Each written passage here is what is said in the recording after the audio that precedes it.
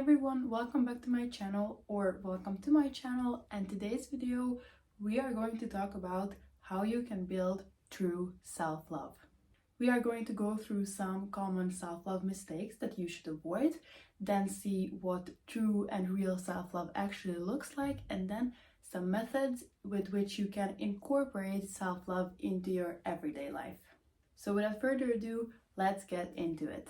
The first chapter is common self-love mistakes that you should avoid. Firstly, self-love does not equal isolating yourself and becoming hyper-independent. Many people think that when they love themselves, they do not need anybody.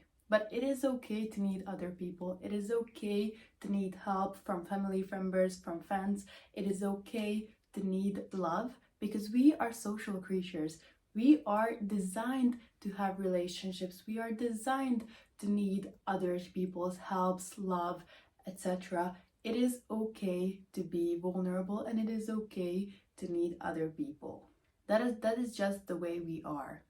So when you love yourself, do not think that you cannot have a romantic partner, for example. Because yes, you can. Loving yourself does not equal not loving other people, because when you love yourself, you can fill other people's cup even more with how much love you can give to them. And yes, sometimes you may get hurt, you may encounter failures, fake people in your life, people who do you wrong, who hurt you, but that is a part of life. So it is okay, and you can still be vulnerable afterwards, and you can still love other people afterwards.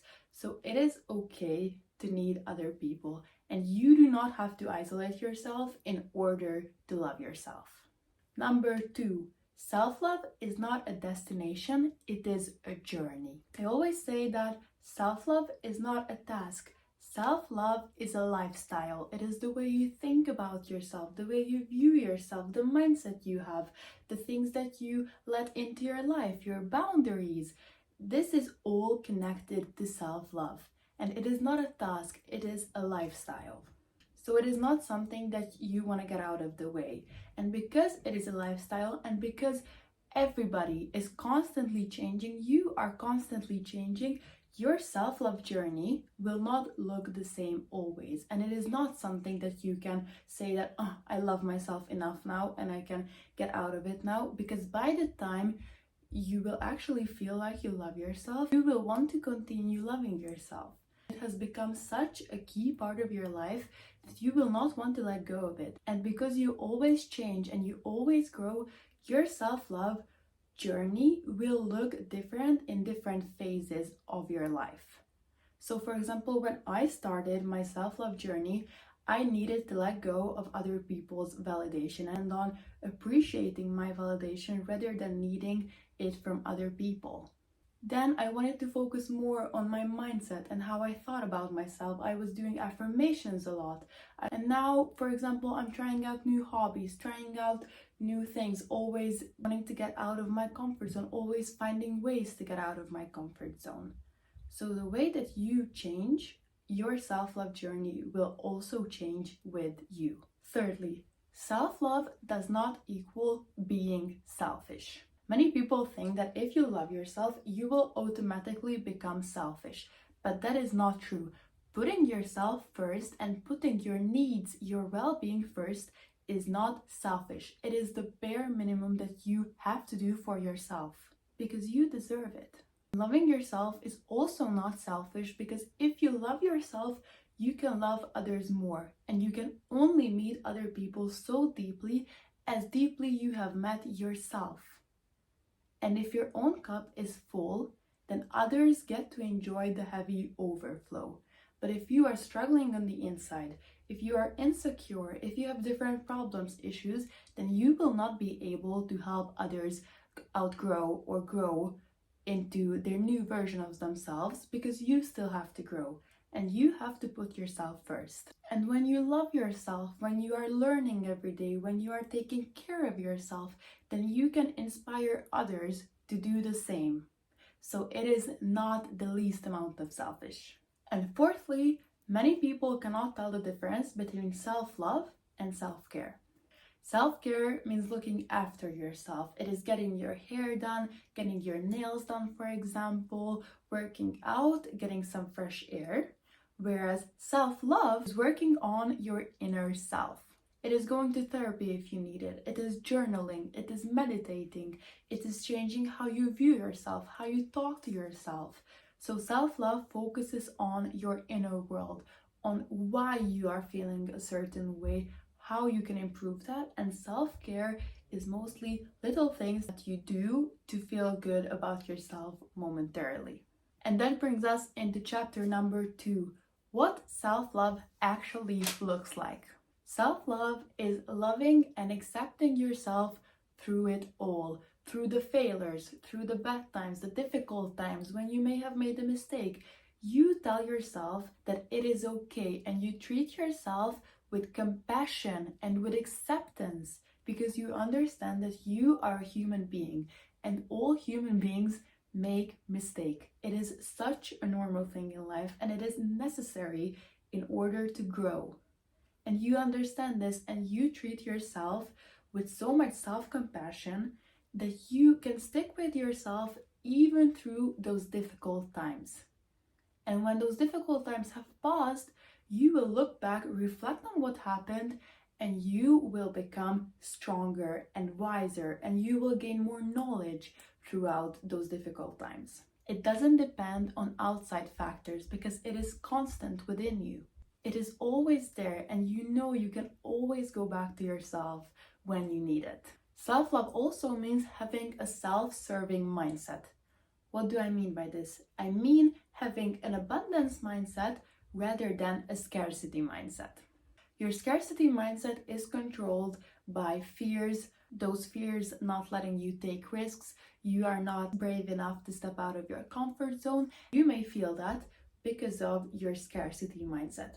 Whereas your abundant mindset is when you do not let fear control you, because you do it anyways. You understand that yes, I may momentarily feel fear, because everybody, once again, everybody feels scared before trying out new things, going up to new people. Yes, everybody feels fear. But people with an abundance mindset do it anyways, because they do not let fear control their life. And when you have stepped out of your comfort zone so many times, and when you have done that scary, that difficult thing so many times, it will become easier. Because for your mind, it will no longer be a new thing, but something that you do regularly. That is why it is so important to consistently and regularly step out of your comfort zone. Moreover, let go of the thoughts and beliefs that do not serve you. We have so many thoughts a day, we couldn't even count it. And we have so many beliefs that we do not actually know we even have them, and they control our lives. So that is why I'd like you to, for one day, pay attention to the thoughts you have.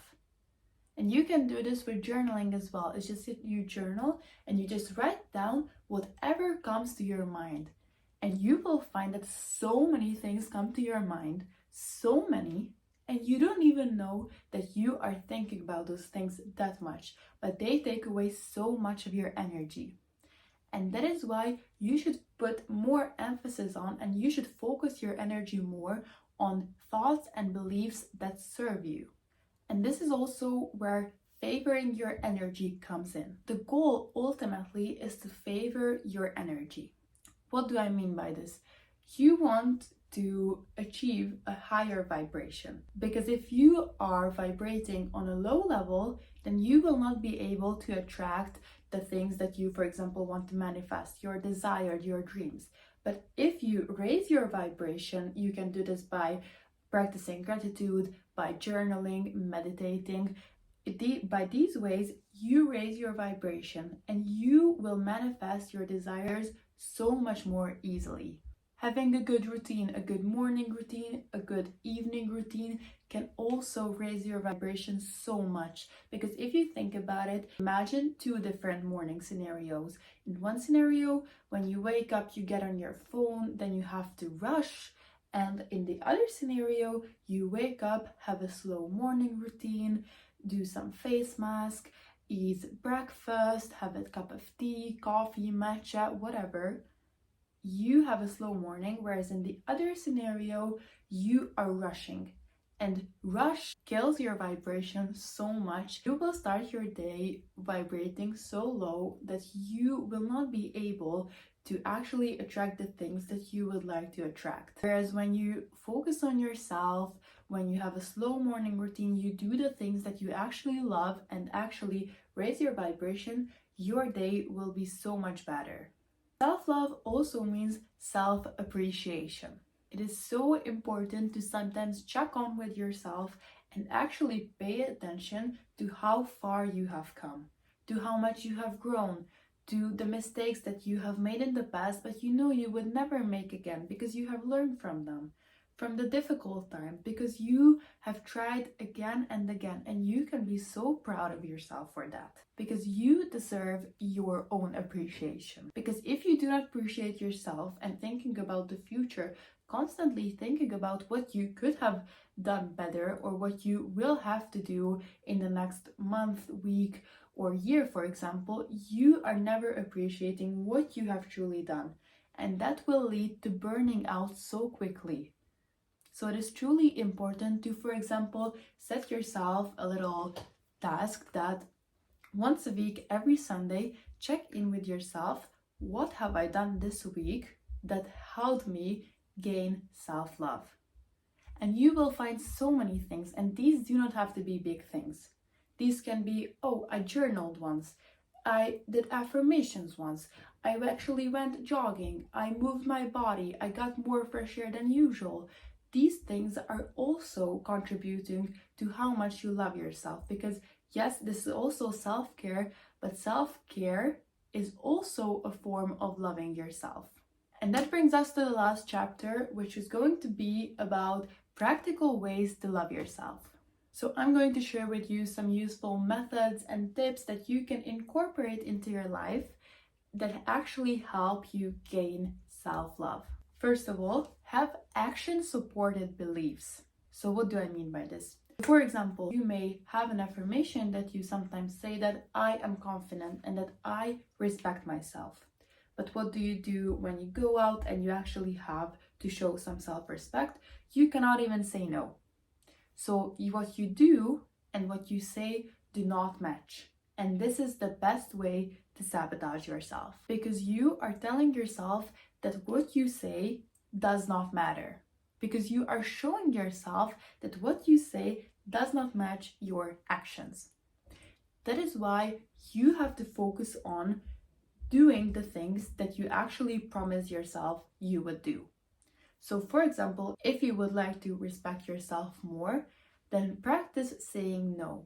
Saying no and intentionally practicing saying no, you are living up to what you have promised yourself. And that way, now you are telling yourself that what you say has meaning and what you say is important.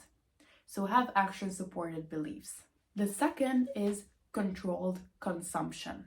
So we consume so many things a day. There is our social media, there is YouTube, Instagram, there is actually the people that we have in our lives, the things we say, the things we hear, the things we see.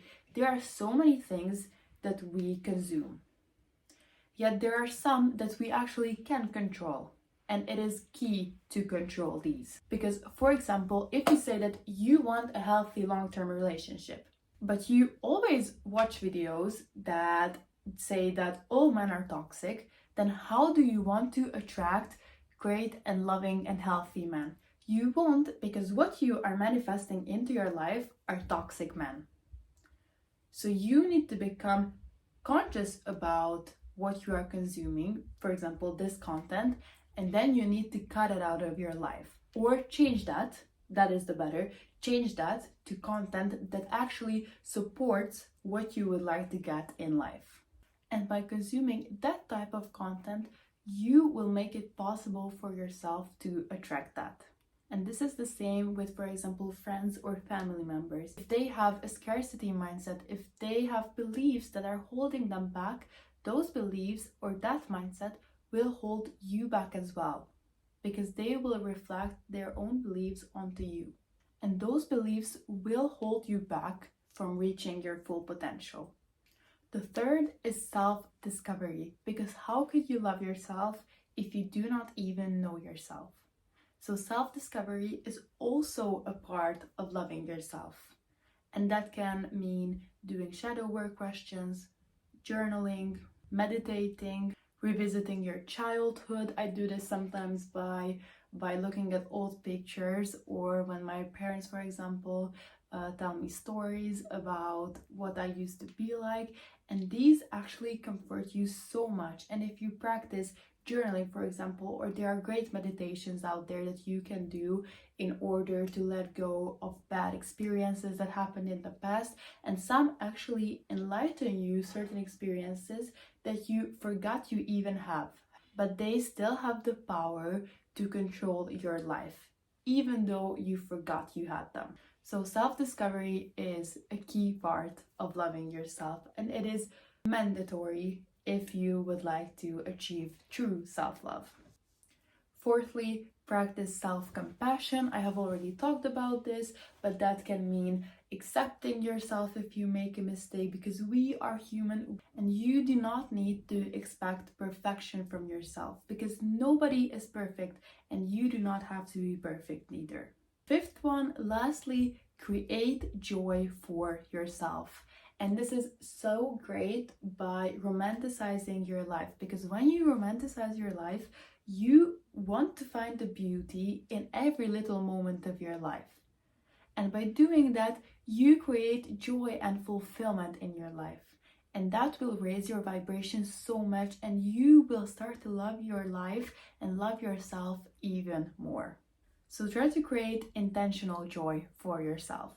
So these were today's chapters. I'm grateful that you were here. I hope you could find some useful things, and I'll see you in my next video. Bye!